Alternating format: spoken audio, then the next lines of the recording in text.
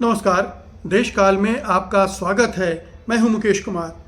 दोस्तों, इस इन्फोसिस के फाउंडर नारायण मूर्ति और उनकी पत्नी सुधा मूर्ति ने एक बार फिर ऐसी हरकत की है जिससे ये पता चलता है कि वो कितने मनुवादी हैं, ब्राह्मणवादी हैं और साथ ही कितने बीजेपी के समर्थक हैं और कितने पिछड़े दलित जातियों के विरोधी भी हैं।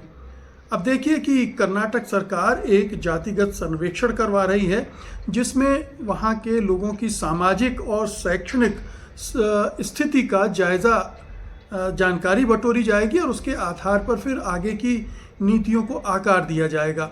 लेकिन नारायण मूर्ति और सुधा मूर्ति ने इस सर्वे में शामिल होने से ये कहते हुए इनकार कर दिया कि वो किसी भी पिछड़े समुदाय के हिस्सा नहीं है। लेकिन ये सर्वे कोई पिछड़े समुदाय के लिए भर तो हो नहीं रहा है या केवल उनके बीच तो हो नहीं रहा है। ये तो पूरे कर्नाटक की जितनी भी जातियां हैं, चाहे ब्राह्मण हो, क्षत्रिय हो, वैश्य हो, शूद्र हो, कोई भी जाति हो, हर जाति के लोगों का सर्वे किया जा रहा है। और ये सरकार ने, सिद्धारमैया सरकार ने बार बार प्रचारित किया है कि ये किसी जाति विशेष का सर्वे नहीं है, ये सब जातियों का है सर्वे है। लेकिन इसके बावजूद नारायण मूर्ति और सुधा मूर्ति ने इससे अपने आप को बाहर कर लिया और इस पर मुख्यमंत्री सिद्धारमैया ने सवाल भी खड़े किए कि क्या इन्फोसिस के फाउंडर या इन्फोसिस इतनी जीनियस है, इतनी इंटेलेक्चुअल है कि उसे ये मामूली सी बातें समझ में नहीं आती हैं कि ये सर्वे किस मकसद से हो रहा है। क्या उनके दिमाग में ये बात नहीं आ रही है कि कर्नाटक सरकार कई ऐसी योजनाएं चला रही है जो किसी जाति विशेष से संबंधित नहीं है। मतलब बस में जो मुफ्त ट्रेवल करने की सुविधा है वो हर जाति की महिला को उपलब्ध है, या शक्ति योजना के तहत अगर आर्थिक मदद दी जा रही है गरीब महिलाओं को तो उसमें जातिगत कोई भेदभाव तो है नहीं। और ये जो सर्वे करवाया जा रहा है इससे जो आंकड़े मिलेंगे उससे सभी जातियों और ख़ास तौर पर जो पिछड़े दलित जातियां हैं उनको और जो आर्थिक तौर पर गरीब जातियां भी हैं, गरीब हैं, उनको मदद मिलेगी। और ये भारतीय पूरे समाज की आबादी का 80-82% हैं, तो इनको इग्नोर करके तो नहीं चला जा सकता है। और इनको टारगेट करके आगे बढ़ाने के लिए अगर कोई सर्वे किया जा रहा है तो नारायण मूर्ति और सुधा मूर्ति को क्या दिक्कत है? वो क्यों नहीं, वो बल्कि उस फॉर्म में नोट भी लगाते हैं कि हमें ये मंजूर नहीं है, हम इसे स्वीकार नहीं करते वगैरह वगैरह। तो ये उनके दुराग्रह हैं जो कर्नाटक सरकार को लेकर हैं, जो इस तरह के सर्वे को लेकर हैं। और इसीलिए सिद्धारमैया ने पूछ लिया कि ये तो चलिए कर्नाटक की सरकार कर रही है, इस सर्वे में आप शामिल नहीं होना चाहते, आपकी मर्जी है, लेकिन ये ऐसा ही सर्वे केंद्र सरकार कराने जा रही है तो क्या आप उसमें भी शामिल नहीं होंगे? ये सवाल उन्होंने इसलिए पूछा है कि केंद्र में तो बीजेपी की सरकार है, वो भी इसी तरह का एक कास्ट सर्वे करने का ऐलान कर चुकी है। तो जब केंद्र सरकार इस तरह का सर्वे करेगी तब आप पार्टिसिपेट करेंगे, राज्य सरकार करेगी तो आप पार्टिसिपेट नहीं करेंगे। ये जो दोहरापन है, डबल स्टैंडर्ड है, क्यों है? और जो ये सवाल पूछा गया तो इसका जवाब अभी तक नारायण मूर्ति और सुधा मूर्ति ने नहीं दिया है। लेकिन हम सब जानते हैं कि ये दोनों जो कारोबारी दंपति है, औद्योगिक दंपति है, उसने हमेशा इसी तरह के कई विवादास्पद हरकतें की हैं जिनको लेकर वो विवाद में फंसे हुए हैं। आपको याद होगा कि कुछ ही समय पहले नारायण मूर्ति ने वीक में 70 घंटे काम करने की बात कही थी कि हर आदमी को, युवाओं को सफलता के लिए एक सप्ताह में 70 घंटे काम करना चाहिए, जो कि भारत की कामकाजी संस्कृति पर विवाद का कारण बना। दुनिया में कहीं भी 70 घंटे काम नहीं लिया जाता है कर्मचारियों से और ये अमानवीय होता है। आखिरकार किसी भी व्यक्ति की, हमारी आपकी ज़िंदगी में और भी पहलू होते हैं, घर परिवार होते हैं, घरेलू समस्याएं भी होती हैं और आपको ब्रेक भी मिलना चाहिए। आपकी भी एक क्षमता होती है, कुशलता के साथ अच्छा काम करने की, जो एक लगातार 70 घंटे अगर आपको काम करना पड़े हर हफ्ते हफ्ते दर हफ्ते, तो आप वो क्षमता आपकी क्षीण होने लगेगी और आप मानसिक और शारीरिक दोनों तरह से कमज़ोर पड़ने लगेंगे। लेकिन श्रीमान नारायण मूर्ति का कहना है कि भारत इसीलिए विकास नहीं कर पा रहा कि यहाँ के लोग 70 घंटे काम नहीं करते हैं, जबकि ये एक तरह से श्रमिकों के शोषण को बढ़ावा देने वाला आइडिया है और इन्फोसिस इसके लिए बदनाम भी है, उसकी आलोचना भी होती है और अंतर्राष्ट्रीय स्तर पर इसकी आलोचना हुई है कि इन्फोसिस एक्सप्लॉइट करती है अपने कर्मचारियों का। इन्फोसिस ने और क्या क्या गड़बड़ियाँ की हैं, क्या क्या विवाद हुए हैं, इस पर भी हम जाएंगे। लेकिन कुछ और एक बड़ा मज़ेदार विवाद है जिसको हमें समझना चाहिए इनकी मानसिकता को समझने के लिए। इन दोनों दंपति की, नारायण मूर्ति और सुधा मूर्ति की, सुधा मूर्ति ने 2023 में एक बयान दिया था कि वो बचपन से ही चम्मच से ही खाना खाती हैं, न कि हाथ से, और ये उनके अभिजात्य वर्गीय होने का दंभ दिखाता है कि वो चम्मच से ही खाना खाती हैं। और जो पूरे देश की जो बहुसंख्यक आबादी है, मैं तो समझता हूँ कि 99% से ज़्यादा आबादी होगी जो हाथ से खाना खाती है। आप भी खाते होंगे, मैं भी खाता हूँ। हाथ से खाना ये हो सकता है कि पश्चिमी संस्कृति में अच्छा न माना जाता हो, लेकिन हमारे यहाँ ये सामान्य बात है, हमारी संस्कृति का हिस्सा है। लेकिन मोहतरमा को लगता है कि हाथ से खाना खाना यानी ये निचले दर्जे के लोगों का काम है, गंदे लोगों का काम है, और इसलिए इसको लेकर विवाद खड़ा हुआ। और ये विवाद इसलिए भी खड़ा हुआ बढ़ा क्योंकि उनके दामाद जो ऋषि सुनक हैं वो ब्रिटेन के प्रधानमंत्री बने थे, और उसमें वो दंभ भी जुड़ा था कि उनके दामाद ब्रिटेन के प्रधानमंत्री हैं, पति इन्फोसिस के फाउंडर हैं, वो भी इन्फोसिस की पार्ट रही हैं। तो ये सारी चीज़ें जो एक तरफ जातिगत अहंकार और दूसरी तरफ पैसे का अहंकार, दोनों मिला के, और उसमें संस्कृति का अहंकार भी जोड़ दीजिए कि हम ज़्यादा सुसंस्कृत हैं, हम ज़्यादा अभिजात्य हैं, ये दिखाने की ललक ये दोनों में दिखी है। और ये बहुत ही निंदनीय है, भर्त्सना के योग्य है कि आप अगर इस भारत में आपने कुछ सफलता अर्जित की है और आपको बहुत सारे लोग रोल मॉडल की तरह भी देखते हैं, आपका भारतीय अर्थव्यवस्था में कंट्रीब्यूशन भी है, लेकिन आप किन मूल्यों को बढ़ावा दे रहे हैं, किन आदर्शों को बढ़ावा दे रहे हैं, ये बहुत मायने रखता है। भले ही आपने बहुत बड़ी सफलता क्यों ना अर्जित कर ली हो, लेकिन अगर आपके विचार बहुत घटिया किस्म के हैं, पिछड़े हैं, या उनमें नफ़रत छिपी हुई है कमज़ोर जातियों के प्रति, कमज़ोर और निर्धन लोगों के प्रति, तो फिर आपका सामाजिक उपयोग कुछ नहीं है, बल्कि समाज के लिए आप घातक हैं, आप नुकसान पहुंचा रहे हैं इस समाज को। अब देखिए, बहुत सारे विवाद इनके कारोबार से भी जुड़े हुए हैं।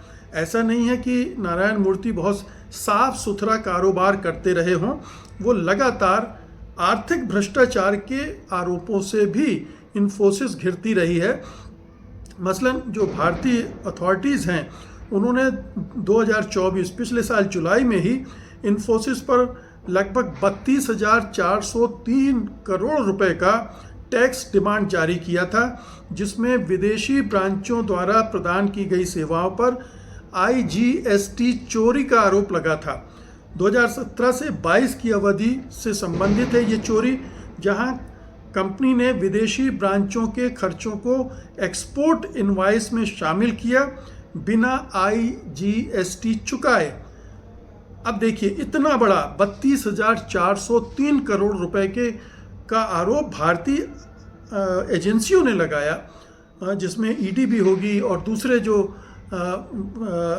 वित्तीय अपराधों को देखने परखने वाली संस्थाएं होती हैं। उन्होंने भारत की इतनी बड़ी कंपनी इन्फोसिस पर इतने बड़े घोटाले का आरोप लगाया। अब ये मामला अभी अदालत में चल रहा है, लेकिन इतना काफ़ी है कि ऐसे व्यक्ति जो सरकार समर्थक हैं, जो सरकार के पक्ष में हमेशा बयान देते रहते हैं, उन्होंने ये घोटाला किया, लेकिन इतना बड़ा घोटाला था कि उनके खिलाफ केस हुआ है। अब ये और बात है कि मोदी सरकार उनको बचाने की कोशिश कर रही हो, वो बच के निकल जाएं, ये भी संभव है। लेकिन ये एक बहुत गंभीर और बहुत बड़ा आरोप उनके इन्फोसिस पर लग चुका है। एक दूसरा आरोप है कि जो एक कॉग्निजेंट कंपनी है अमेरिकन, उसने व्यापारिक जो रहस्य हैं उसकी चोरी का मुकदमा इन्फोसिस पर किया है। 2024 में कॉग्निजेंट ने टेक्सास कोर्ट में इन्फोसिस पर मुकदमा दायर किया। इसमें आरोप लगाया गया कि इन्फोसिस ने गोपनीय जानकारी का दुरुपयोग करके कॉग्निजेंट की हेल्थ केयर सॉफ्टवेयर ट्राइजेक्टो का प्रतिद्वंदी प्लेटफॉर्म हेलिक्स विकसित किया। मतलब आपने वहाँ से इंफॉर्मेशन चुराई और अपना एक प्लेटफॉर्म डेवलप किया हेलिक्स के नाम से। तो ये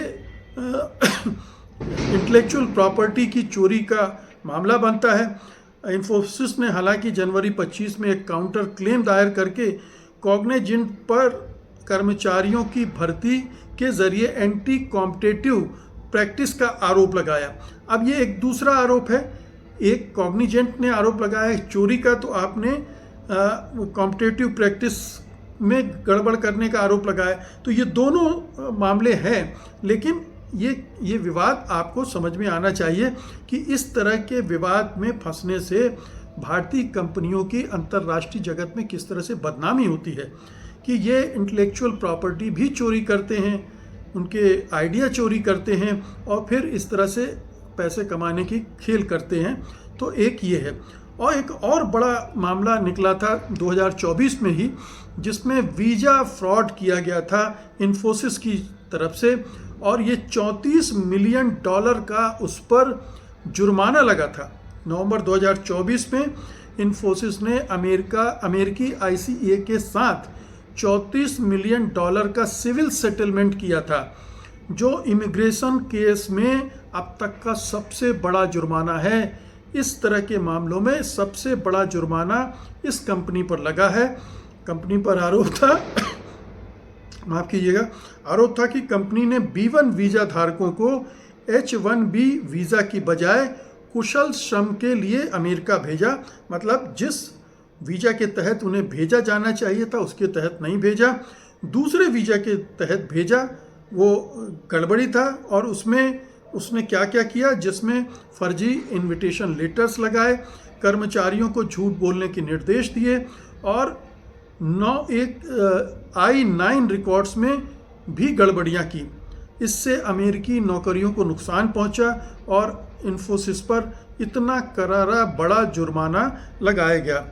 फिर एक जिसकी चर्चा अभी हमने की भी कि नारायण मूर्ति साहब कहते हैं कि भारतीय युवाओं को हफ्ते में 70 घंटे काम करना चाहिए। ये टॉक्सिक कल्चर कहलाता है, जहाँ पर आप लोगों को अपेक्षा कर रखते हो कि वो वर्क अल्कोहलिक हों, काम में डूबे रहें और कुछ ना सोचें।